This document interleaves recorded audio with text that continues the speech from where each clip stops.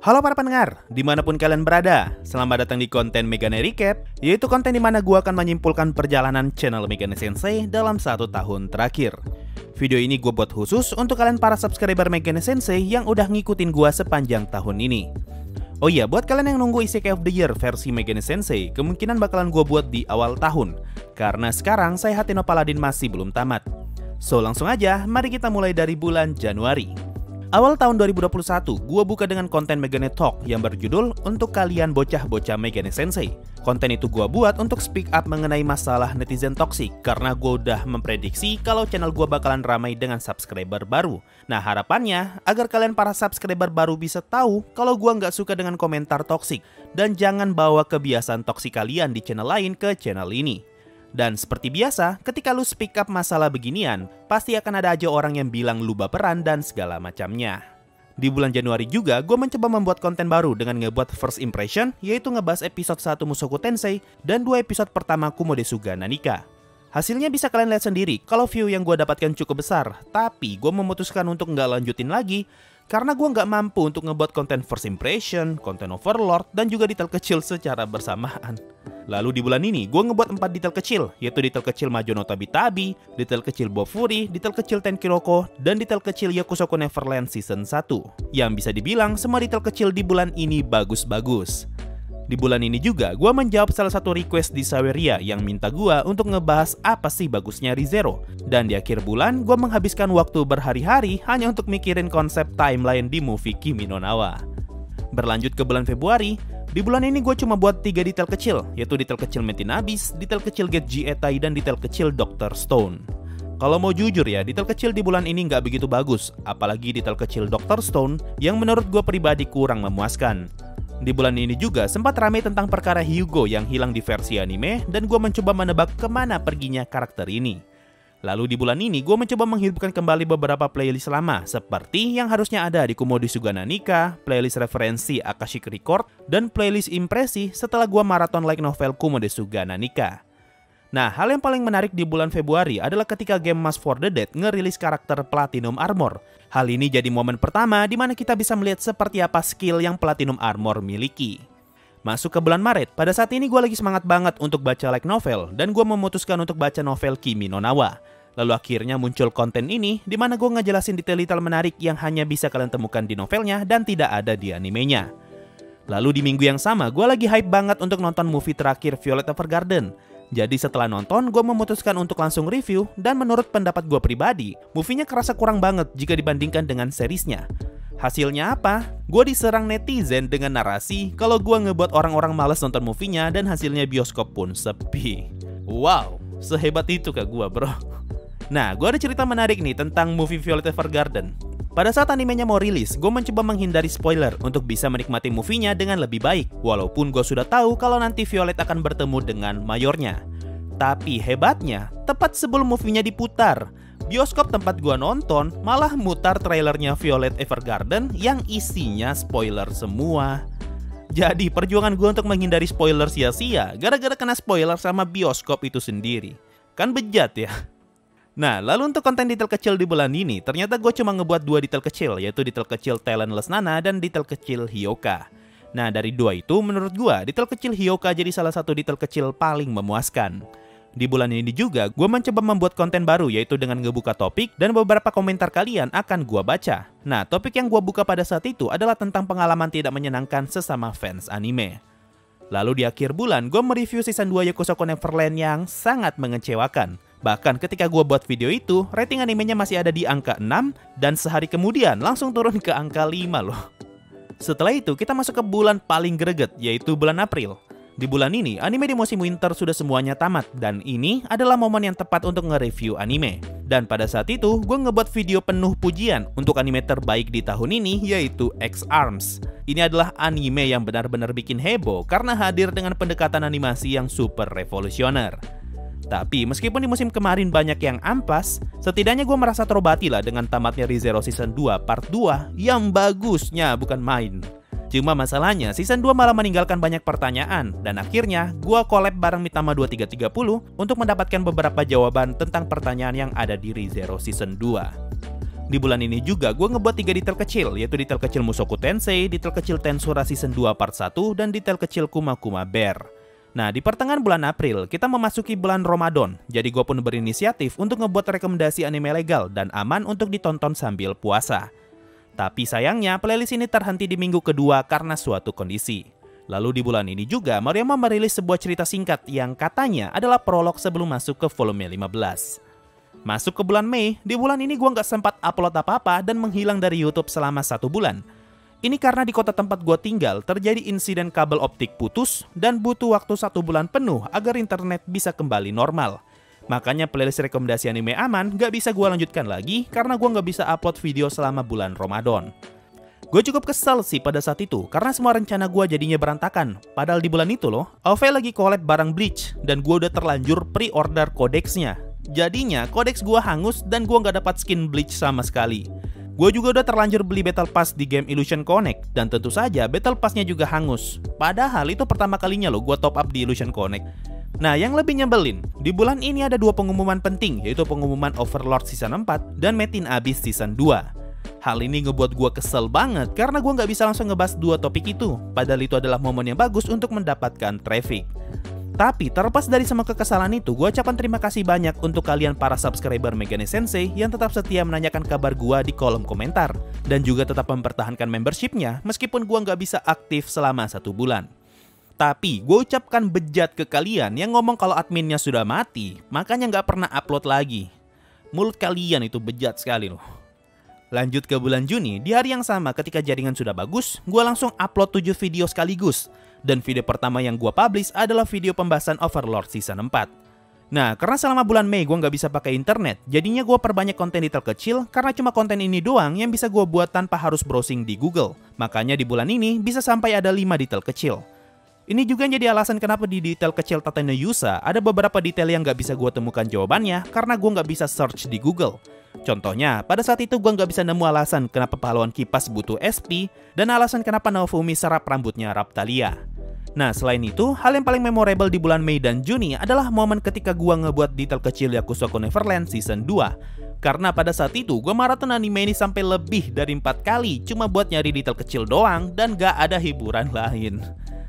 Nah, dari semua detail kecil yang rilis di bulan ini, menurut gua ya, detail kecil Sword Art Online dan detail kecil Your Lie in April adalah yang paling bagus. Apalagi detail kecil Your Lie in April, menurut gua adalah salah satu detail kecil terbaik yang pernah gua buat. Lanjut ke bulan Juli, di bulan ini gua ngebuat 5 detail kecil, yaitu detail kecil Boku no Hero Season 4, detail kecil Overlord Part 2, detail kecil Sora Yori, detail kecil ReZero Season 2, dan detail kecil Record of Ragnarok. Dari semua itu, detail kecil Overlord Part 2 adalah yang paling bagus karena gue berhasil notice beberapa detail baru yang bahkan gak ada di novelnya dan belum pernah kalian temukan di tempat lain. Tapi sayangnya di bulan ini kita dikecewakan dengan rilisnya anime PowerPoint Shumatsu no Slideshow yang sukses ngebuat ekspektasi pembaca manga jadi hancur sehancur-hancurnya. Tapi untungnya di bulan ini juga rilis salah satu anime paling luar biasa sepanjang tahun ini, yaitu Odd Taxi. Ini adalah salah satu anime terbaik yang pernah gua tonton sepanjang 2021. Dan kalau kalian suka anime slice of life mystery, saran gua langsung aja nonton Odd Taxi sampai tamat. Bulan berikutnya yaitu Agustus. Di bulan ini gue ngebuat 5 detail kecil, yaitu detail kecil Assassination Classroom, detail kecil Danmachi, detail kecil Koe no Katachi, detail kecil Tensura Nikki, dan detail kecil Assassination Classroom Season 2. Dari semua itu, detail kecil Tensura Nikki dan detail kecil Koe no Katachi adalah yang paling bagus. Apalagi detail kecil Koe no Katachi menurut gue adalah detail kecil terbaik yang pernah gue buat sampai saat ini. Di bulan ini juga gue menyempatkan diri untuk ngebahas info Made in Abyss Season 2 yang sebenarnya udah telat banget. Dan mumpung masih ramai, gue pun menyempatkan diri untuk ngebahas beberapa teori liar Shumatsu no Valkyrie bareng channel Soundchain. Karena pada saat itu lagi ramai-ramainya teori aurat. Masuk ke bulan September, ini adalah momen pertama kalinya gue ngebuat detail kecil Gintama dan akan terus gue lanjutkan sampai animenya tamat. Entah nanti akan jadi berapa part. Selain itu, gue juga ngebuat 3 detail kecil lain, yaitu detail kecil Vivi, detail kecil Jujutsu Kaisen yang susahnya bukan main, dan detail kecil Iruma yang ternyata bagus. Selebihnya sih cuma pembahasan Overlord dan satu topik Megane Talk tentang anime Castle in the Sky. Masuk ke bulan Oktober, kalau nggak salah, ini adalah bulan dimana gue memutuskan untuk face reveal pada saat live streaming. Nah, di bulan ini juga ada 5 detail kecil yang gue buat, yaitu detail kecil Tensura Season 2 Part 2, detail kecil Konosuba Movie, detail kecil Hello World yang bikin sakit kepala, detail kecil Kaginado, dan detail kecil Gintama Part 2. Dari semua itu, detail kecil Tensura Season 2 Part 2 adalah detail kecil yang paling seru yang pernah gue buat, karena gue berhasil nemu hampir semua referensi komik yang ada di animenya. Di bulan ini juga gue belajar kalau ternyata penonton anime Gintama sepertinya tidak terlalu banyak, dan gue pun mulai bisa meraba-raba berapa jumlah view yang bisa didapatkan untuk satu konten Gintama. Lalu pembahasan lain yang menarik di bulan ini adalah konten cerita horor tentang pengalaman horor gue ketika recording. Mungkin ya, konten cerita horor akan gue lanjutkan lagi di tahun depan, karena ada banyak banget cerita menarik yang kalian bagikan di kolom komentar video itu. Ya sayang banget lah kalau nggak dijadikan konten. Selain itu, di bulan ini juga gue ngebahas teori tentang siapa itu Shinshia, yang pada saat itu sempat heboh karena dia memperkenalkan diri sebagai anaknya Rimuru. Nah, nanti konten ini bakal gue lanjutkan lagi di awal tahun untuk ngebahas apa saja yang sudah diketahui tentang Shinshia, atau Shinsha itulah. Lanjut ke bulan November, bulan ini adalah pertama kalinya gue upload video shorts di channel Megane Sensei. Sebelumnya di bulan Agustus, gue udah coba ngebuat channel sendiri untuk konten shorts, yaitu Megane Shorts. Tapi sayang, view-nya kurang bagus kalau dibandingkan dengan view di TikTok dan Instagram Reels. Makanya gue memutuskan untuk upload di channel Megane Sensei saja. Bulan ini juga jadi pertama kalinya gue ngebuat membership tier Adamantite. Dan ternyata ada orang yang rela bayar 150.000 untuk gabung tier ini. Dan orang yang pertama kali bergabung pada saat itu adalah sang petualang Adamantite pertama, El Nino Savelli. Nah, untuk detail kecil di bulan ini ada detail kecil Komori Sugana Nika, detail kecil Anohana, detail kecil Tsukigami Chibiku, dan detail kecil Gintama Part 3. Karena pada saat itu gue udah kelar maraton Komori Sugana Nika, jadinya gue ajak channel Kuroges Nime untuk live bareng ngebahas Kumoko. Nah, ada satu hal yang bagus banget di bulan ini, yaitu Osama Ranking. Walaupun gue telat ngebahasnya ya, setidaknya gue nggak menyesal, dan berkat Osama Ranking gue berhasil menemukan konsep yang tepat untuk ngebuat konten live mingguan dan juga konten reaction. Tapi dampak buruknya, mulai dari bulan November ini, gue mulai malas baca komentar, karena ada banyak banget yang nge-spoiler cerita Osama Ranking. Walaupun gue udah buat pengumuman, dan udah banyak orang yang gue blok, tapi tetap aja selalu ada orang yang nge-spoiler. Ya, akhirnya gue nyerah deh. Dan akhirnya kita masuk ke bulan Desember. Gue memulai bulan ini dengan cukup buruk, karena gue kena copyright claim di konten teaser Isekai of the Year, dan gue kena dolar kuning di konten kolaborasi Overlord dan Konosuba part kedua. Belum lagi konten pembahasan trailer Made in Abyss Season 2 yang ternyata view-nya dikit banget, bahkan gak sampai 10.000 view. Tapi setidaknya di awal bulan ini, gue cukup senang karena gue udah ngebuat detail kecil Arken walaupun yang nonton juga sedikit. Selain itu, detail kecil lain yang juga gue buat di bulan ini adalah detail kecil Gintama Part 4 dan detail kecil Kobayashi-san. Nah, syukurnya masuk ke pertengahan hingga akhir bulan, view di channel gue mulai mendingan karena tiba-tiba Kadokawa ngerilis trailer Overlord Season 4. Jadi pada saat itu juga gue langsung ngebuat live reaction sekaligus ngebahas trailernya. Lalu beberapa hari kemudian gue ngebuat breakdownnya dan view di channel gue pun mulai membaik.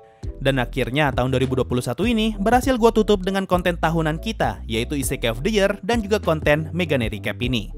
Tapi ada satu lagi momen luar biasa yang muncul di akhir bulan ini, yaitu Perang Saweria.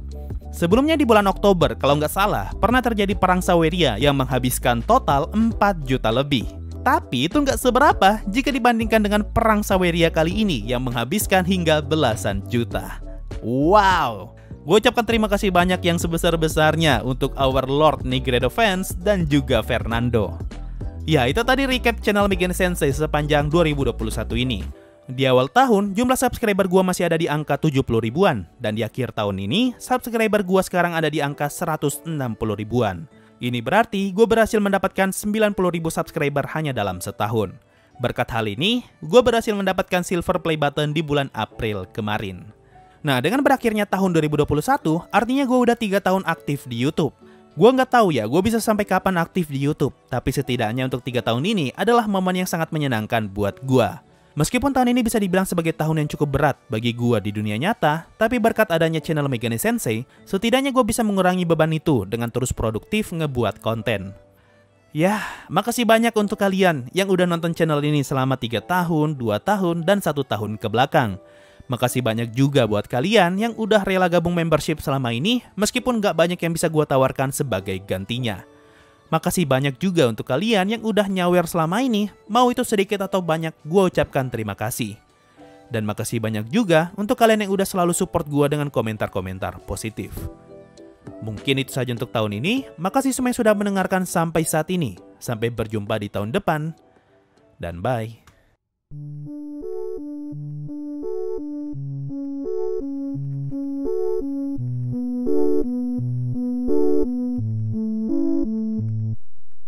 Oh, I guess that was a fast goodbye. I hope you'll wake me up again someday. We'll have new games for us to play. That's as if my conscience doesn't disobey. You'd never leave your one best friend. I feel very lonely when you're gone, so please don't take too long, my best buddy. I'll always be here waiting just for you, and I always together, me and you forever and ever. Don't blame me for ending your story, because for now there's no need to worry. Oh, I just realized what I have done.